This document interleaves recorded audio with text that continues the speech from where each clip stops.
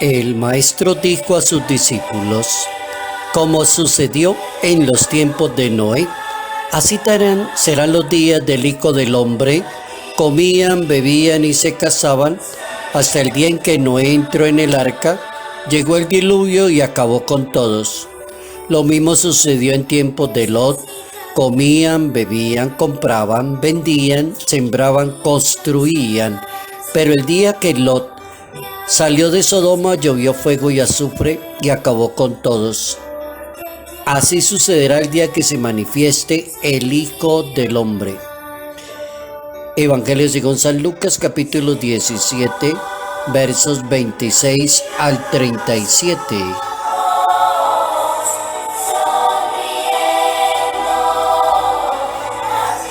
El reino de Dios permite pensar en una vida sana, digna y justa. Notas amables a la palabra de Dios, viernes 12 de noviembre, año 2021.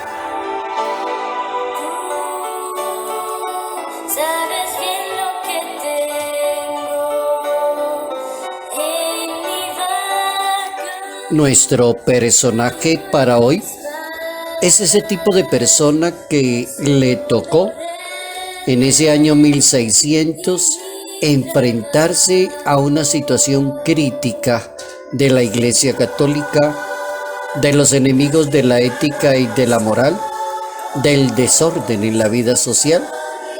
Y ese personaje se llama San Josafat. Y la historia lo reconoce como patrono de la vuelta a la unidad entre ortodoxos y católicos, obispo greco-católico y mártir de la cristiandad. Es interesante la vida de Josafat porque tiene que batirse, es ordenado sacerdote de rito bizantino, llega a ser arzobispo de Polox, cerca de Rusia, y le toca vivir ese tiempo de cisma de la Iglesia Católica, de un clero secular que está en crisis, de personas que no quieren que le hablen de lo correcto y de lo justo y lo que se debe hacer. Su mayor reto fue asumir una sociedad en ese ambiente del año 1600. ¿Cómo pensar en el reino de Dios? Un reino de Dios donde el soberano se llama Dios, que Él es el dueño del tiempo y del espacio, de la eternidad.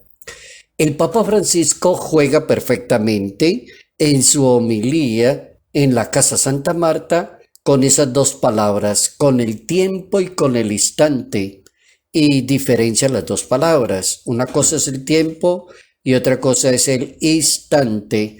Dice el Papa que el instante es lo que tenemos en las manos, lo que hacemos en el momento, pero no es el tiempo, porque el tiempo pasa. Tal vez un ser humano puede ser dueño del momento, del instante, pero no dueño del tiempo. Porque es que el tiempo no es nuestro, el tiempo es de Dios, dice el Papa, y podemos convertirnos en soberanos del momento, pero solamente hay un soberano del tiempo que se llama Jesús de Nazaret. Por eso hablar del reino de Dios y la venida del reino o el fin del reino, el culmen del reino, entonces apunta a estar muy bien en la sintonía con ese tiempo. No se trata de hacer lo que le guste y lo que le plazca a cada persona, sino que lo que recomienda el Hijo de Dios es hacer lo correcto, y allí está precisamente la felicidad.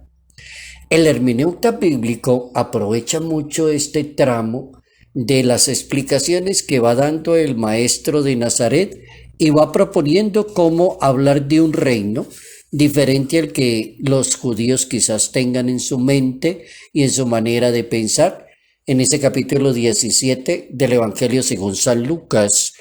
Y advierte como tres cosas el hermeneuta. La primera, hay dos cosas que mirar de entrada y lo que hay que hacer para recibir dignamente el tiempo final, dice el hermeneuta en la venida del reino de Dios. Está tomado como lo primero es el caso de leer históricamente el reino de Dios. Y leerlo históricamente es como mirar la historia que ha pasado y qué significa hasta hoy. Jesucristo como que plantea dos momentos históricos que están allí en el libro del Génesis, llamado el libro de la creación en la Biblia. Capítulo 6 y capítulo 19.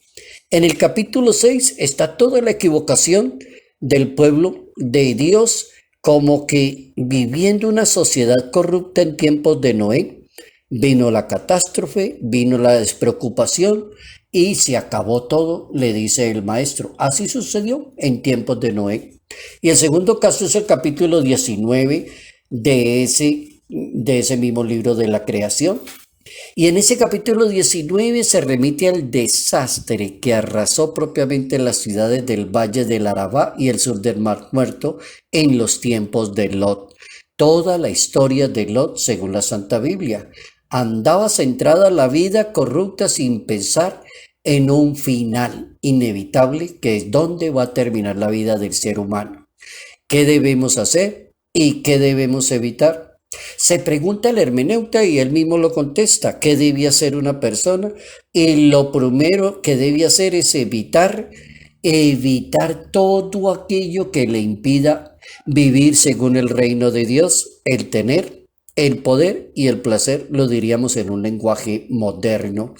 Diríamos en el lenguaje bíblico, no apegarse a nada que pueda evitar el excelente reino de Dios. 2, no se debe volver atrás, mirar atrás, y así lo dice la Biblia. No mire, el que pone la mano en el arado y voltea a mirar atrás no es digno del reino de Dios, no es digno de la misión. Si la persona ya superó una situación, la pregunta sería ¿por qué vuelve otra vez sobre lo mismo? Y tercero, estar firmes en la fidelidad al Señor. La bandera se llama la cruz y es la manera de sostener ese reino, porque es la manera de que se habla de conversión, de seguimiento y de perseverancia en el reino de Dios. El seguidor del maestro entonces debe vivir en esa sintonía del mismo reino de Dios. Y el reino de Dios como que es la manera que Dios manifiesta, cómo Él se revela en la historia y aparece predicando las bienaventuranzas, que son como el programa del reino de Dios. No es un argumento como moralista ni ético, es exactamente el programa del reino de Dios. Serán bienaventurados los que hagan exactamente eso. Entonces el reino de Dios se traduce en acogida, como dice la Biblia, con las personas, acoger a los pecadores, acoger a los pobres, el respeto con las personas, aceptar la salvación que viene de Dios, plantear la misericordia en una sociedad. Eso significa el reino de Dios. Entonces la propuesta del reino de Dios es como la expresión de un Dios que está muy cercano a la gente, que quiere una vida que sea sana y que sea digna y que sea justa. Una vida que sea sana, que sea digna y que sea muy justa.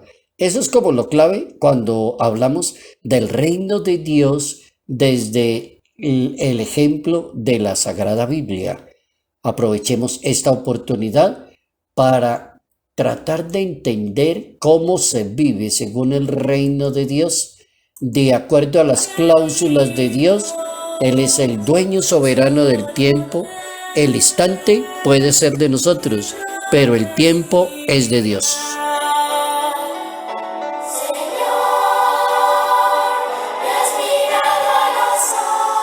Salud, paz y bendición. Bendición en el nombre del Padre, del Hijo y del Espíritu Santo. Padre Cairo Yate Ramírez, Arquidiócesis de Ibagué,